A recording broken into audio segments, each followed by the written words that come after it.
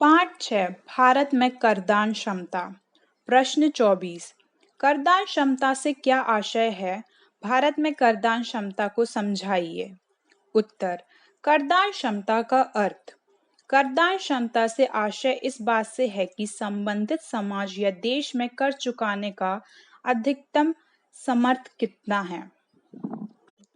भारतीय करारोपण जांच आयोग के अनुसार समाज के विभिन्न वर्गों की करदान क्षमता उसके कर देने की उस सीमा से सूचित होती है जहां पर उत्पादन प्रयास तथा कुशलता कम होने लगती है। प्रोफेसर सिल्वरमैन के अनुसार करदान क्षमता से आशय उस सीमा से लगाया जाता है जो किसी राष्ट्र या व्यक्ति से बिना उसकी उत्पादन शक्ति एवं इच्छाओं पर बुरा प्रभाव डाले करों के रूप में वसूल की जा सकती है। भारत में करदान क्षमता। भारत में करदान क्षमता किस स्थिति में है या भारत की करदान क्षमता कितनी है और क्या भारत इसकी सीमा तक पहुंच चुका है? इस संबंध में दो मत या विचारधाराएं हैं। एक, भारत एक निर्धन देश है जहां पर अधिकांश लोगों को भरपेट भोजन भी नसीब नहीं होता। यहाँ के लोगों पर और अधिक कर नहीं लगाए जा सकते हैं और वर्तमान कर भार भी असहनीय है। अतः भारत की स्थिति को देखकर कहा जा सकता है कि यहाँ पर करदान क्षमता की सीमा आ चुकी है। दूसरी विचारधारा यह है कि यहाँ पर करदान क्षमता की सीमा अभी नहीं आई है तथा लोगों पर और अधिक कर लगाए जा सकते हैं। भारत का करारोपण जांच आयोग भी इस मत को मानने वाला था, जबकि उसे यह कहा गया था का राष्ट्रीय आय में करारोपण की आय का जो अनुपात है वह पश्चिमी देशों में भारत की अपेक्षा बहुत ऊंचा है। ख पिछले वर्षों में भारत की करदान क्षमता में वृद्धि हो गई है क्योंकि सामाजिक समृद्धि तथा विकास संबंधी सेवाओं की ओर व्यय बढ़ता जा रहा है। जहां तक तर्क का संबंध है, पहले हम पश्चिमी देशों से तुलना करके ये नहीं कह सकते कि यहाँ पर करदान क्षमता की सीमा नहीं आई है, क्योंकि पश्चिमी देशों में राष्ट्रीय आय व प्रति व्यक्ति आय कर भार की तुलना में बहुत अधिक है। तीसरा, कुछ सीमा तक ठीक है। यह गलत नहीं है कि सामाजिक व विकास संबंधी व्यय में अधिक वृद्धि हुई है और इन मदों पर व्यक्तियों का व्यय कम हो गया है, जिसके कारण वे बची हुई राशि कर के रूप में दे सकते हैं। डॉक्टर लोकनाथन के अनुसार भारत में करदान क्षमता की सीमा नहीं आई है तथा भारतीय अर्थव्यवस्था और अधिक करों को सहन कर सकती है। ऐसा उन्होंने कई प्रकार से सिद्ध करने का प्रयत्न किया है। एक तो यह है कि भारत में धनिकों पर कर का भार कम है। दूसरे, देश में करदान क्षमता का अंत नहीं आया है। यह इस तथ्य से भी सिद्ध है कि पिछले कई वर्षों में संघ व राज्यों के करों में प्रति व्यक्ति भार में 30% की वृद्धि हुई है। इन करों में बढ़ते भार के बावजूद भी देश में बचते व उपक्रमों पर विपरीत प्रभाव नहीं पड़ा है और देश में जिस गति से विकास हो रहा है उतना पहले कभी नहीं हुआ। भारत की व्यवहारिक अर्थशास्त्र की राष्ट्रीय परिषद का अनुमान है कि स्वतंत्रता प्राप्त के बाद से केंद्रीय और राष्ट्रीय सरकारों ने जो करारोपण किया है उससे निजी क्षेत्र के विनियोजन की प्रकृति में कोई कमी नहीं आई है और यह इस बात का सूचक है कि देश वर्तमान करारोपण करदान क्षमता की सीमा का उल्लंघन नहीं कर पाया है। डॉक्टर लोकनाथन ने कहा है, इस बात का कोई निश्चित परिणाम नहीं है कि वर्तमान उच्चस्तरीय प्रत्यक्ष करारोपण का उपक्रम और विनियोजन पर गंभीर प्रभाव पड़ता है। परोक्ष करों की कुछ विगतकालीन वृद्धि से देश के मध्य और निम्न आय वाले वर्गों का जीवन स्तर अवश्य प्रभावित हुआ है, लेकिन इन सब को दृष्टिगत रखते हुए ये नहीं कहा जा सकता कि भारत में काराधिक्य है। भारत में करदान क्षमता अंतिम सीमा पर पहुंच चुकी है। इस मत के समर्थकों ने अपने पक्ष को मजबूत करने के लिए निम्न तर्क प्रस्तुत किए हैं। पहला, स्वदेशी सरकार। स्वदेशी सरकार की नीतियां जनता की मनोवृत्ति अनुसार है, इसलिए जनता को कर चुकाने में कोई आपत्ति नहीं होती है। दूसरा, धन का असमान वितरण। देश में आय व धन का असमान वितरण है। कोई अधिक अमीर है तो कोई अत्यधिक गरीब। धनी वर्ग पर अभी तक करदान क्षमता की सीमा तक करारोपण नहीं किया गया है। तीसरा, आर्थिक योजनाएं। देश में आर्थिक, सामाजिक एवं अन्य विकास के लिए सरकार ने पंचवर्षीय योजनाएं प्रारंभ की, जिससे अनेक विकास योजनाओं पर निर्माण कार्य किया गया, जिससे भारत में रोजगार एवं उत्पादन में वृद्धि होगी। अतः करदान क्षमता की सीमा भी ऊंची हो जाने की संभावना है। चौथा, अन्य योजनाएं। स्वतंत्रता के पश्चात सरकार ने अनेक कल्याणकारी योजनाएं प्रारंभ की, जिसके परिणाम स्वरूप जनता की उत्पादन शक्ति में वृद्धि हुई है, जिसके परिणाम स्वरूप उनकी कर देने की शक्ति भी बढ़ी है। उपरोक्त मत के विपरीत पालकीवाला का मत है। भारत विश्व के उन देशों में से है जहां पर कर भार अभी अधिक है। देश की जनता में अशिक्षा, गरीबी एवं रूढ़िवादिता बहुत अधिक मात्रा में है।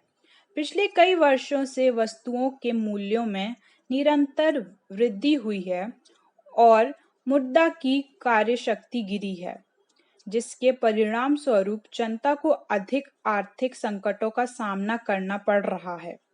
साथ ही देश में कई लाख लोग बेरोजगार हैं। यहाँ विदेशों की तुलना में बेरोजगारी अधिक है।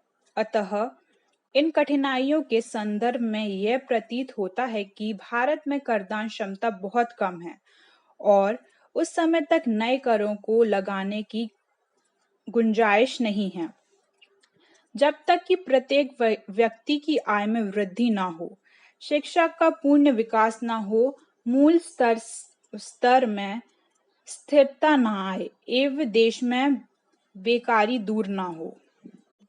भारत में करदान क्षमता उच्चतम सीमा तक पहुंच चुकी है। जो व्यक्ति इस मत के समर्थक हैं कि देश में करदान क्षमता उच्चतम सीमा पर पहुंच चुकी है तथा भारत में और अधिक कर लगाए जाने की गुंजाइश नहीं है, वे अपने पक्ष को प्रबल करने के लिए निम्नलिखित तर्क प्रस्तुत करते हैं। पहला, आय की निश्चितता। भारत एक कृषि प्रधान देश है। भारत की लगभग 70% जनसंख्या कृषि पर निर्भर है, लेकिन भारतीय कृषि मानुष का जुआ है, इसलिए इसमें अनिश्चितता बनी रहती है, जिससे लोगों की आय भी अनिश्चित रहती है और उनकी करदान क्षमता कम रहती है। दूसरा, अत्यधिक जनसंख्या। भारत की जनसंख्या में तीव्र वृद्धि हो रही है, जो कि करदान क्षमता को महत्वपूर्ण रूप से प्रभावित करती है। भारत में जिस दर से जनसंख्या में वृद्धि हो रही है, उत्पादन में उस दर से वृद्धि नहीं हो रही है। इस कारण जीवन स्तर में गिरावट आती जा रही है और लोगों की करदान क्षमता भी कम होती जा रही है। तीसरा, राष्ट्रीय भावना। देश के लोगों में जागृति और राष्ट्रीय भावना भी करदान क्षमता को प्रभावित करती है। भारत के लोगों में अभी राष्ट्रीय भावना पूर्ण रूप से विकसित नहीं हो पाई है। परिणाम स्वरूप उनकी करदान क्षमता भी अभी कम है। चौथा, अनुपयुक्त एवं अनुसूचित कर प्रणाली। वर्तमान समय में देश में जो प्रणाली प्रचलित है वह अनुचित तथा अन्यायपूर्ण है, क्योंकि अनुचित प्रणाली में निर्धन व्यक्तियों पर करों का भार अधिक पड़ता है। कर प्रणाली में उच्च दोष का देश की करदान क्षमता पर बुरा प्रभाव पड़ता है। 5वां, सार्वजनिक व्यय।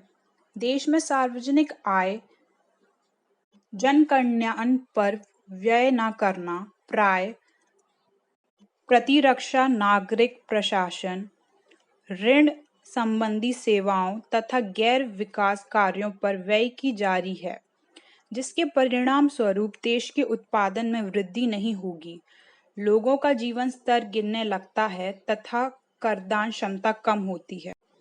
भारत में करदान क्षमता अधिक है और करारोपण की गाइडलाइन है। पहली, राष्ट्रीय आय और प्रति व्यक्ति आय में वृद्धि हो रही है। इसका प्रमाण है लोगों के जीवन स्तर में सुधार, अतः करदान क्षमता बढ़ रही है। दूसरा, असमान वितरण के कारण धनी लोगों की आय बढ़ रही है, अतः इस वर्ग पर करारोपण की संभावना भी बढ़ रही है। तीसरा, आर्थिक विकास के कारण देश की कृषि और औद्योगिक उत्पादन बढ़ा है, रोजगार व आय भी बढ़ी है, अतः करदान क्षमता में भी सुधार आया है। चौथा, प्रजातंत्रीय शासन व्यवस्था से देश में नागरिक चेतना बढ़ी है, विकास और वित्तीय मामले में जन सहयोग भी बढ़ा है। जन मनोवृत्ति शासन व्यवस्था के अनुकूल है, अतः अतिरिक्त करारोपण की गाइडलाइन भी बढ़ी है। 5वां, कर व्यवस्था को अधिक प्रगतिशील, समयानुकूल, न्यायपूर्ण तथा सरल और सुविधाजनक बनाया जा रहा है। राजा चेलेया समिति के सिफारिशों को ईमानदारी से लागू किया जा रहा है। यह करदान क्षमता का पूरा लाभ उठाने का प्रयास है। 6वां, सार्वजनिक व्ययों का स्वरूप अब कल्याणकारी है, अतः सार्वजनिक व्यय का यह स्वरूप क्षमता वृद्धि के अनुकूल है। निष्कर्ष स्वरूप में यह माना जा सकता है कि दोनों पक्षों के तर्कों में आंशिक सत्य है। जहां एक ओर विकास योजनाओं, कल्याणकारी कार्यों के कारण आर्थिक समृद्धि बढ़ी है, अतः करदान क्षमता भी बढ़ा है, किंतु वहीं दूसरी ओर इसका एक निराशाजनक चित्र भी है। आज भी प्रति व्यक्ति आय बहुत कम है। अप्रत्यक्ष करों का भार निर्धन वर्ग पर है। स्फीति के कारण जीवन लागत बहुत बढ़ गई है। मध्यम वर्ग की कमर इससे टूटी है और इस वर्ग की करदान क्षमता निम्न स्तर को छू रही है। देश की 26% जनता आज भी गरीबी रेखा के नीचे है, अतः इससे कर आय की आशा करना बेमानी है। फिर भी करदान क्षमता अपने उच्च सीमा तक नहीं पहुंची, क्योंकि देश में कर चोरी इतनी व्यापक और इतने बड़े पैमाने पर है कि इसका सही अनुमान लगभग असंभव हो गया है। अधिकांश जनसंख्या आज भी कर परिधि के बाहर है, अतः कर चोरी रोककर अतिरिक्त करारोपण किया जा सकता है। वस्तुनिष्ठ प्रश्न। पहला, करदान क्षमता है। अ, कर देने की क्षमता, ब, कर वसूलने की क्षमता, स, कर की दर, द, इनमें से कोई नहीं। दूसरा, करदान क्षमता के प्रकार हैं अ, 2, ब, 3, स, 4, द, कई। तीसरा, भारत में करदान क्षमता अधिक है क्योंकि अ, राष्ट्रीय आय एवं प्रति व्यक्ति आय में वृद्धि हो रही है, ब, आर्थिक विकास बढ़ रहा है, स, कर व्यवस्था को प्रगतिशील बनाया जा रहा है, द, उक्त सभी। उत्तर। पहले का अ, कर देने की क्षमता, दूसरा अ, 2, तीसरा द, उक्त सभी।